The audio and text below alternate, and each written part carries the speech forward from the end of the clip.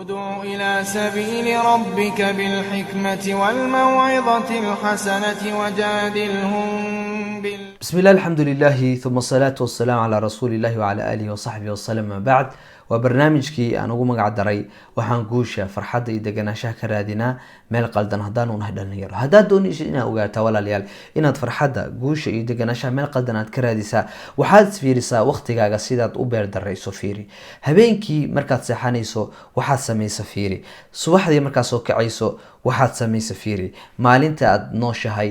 ee aad iskuulka aado shaqada aado banaanka aado waxaad samaysa fiiri haddaad samaysa wuxuu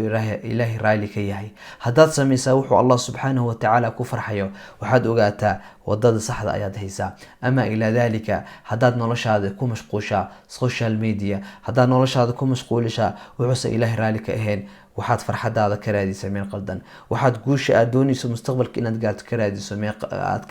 meel qaldan deganaanshaha aad doonayso qalbiga inuu ku xasilo aad doonayso waxaad ka raadisaa meel qaldan arrinkaas oo dhan waxay ku suurtagelinaysaa inaad ogaataa inaad farxadda runta ah hayso ama inaad meel been ah gacanta yani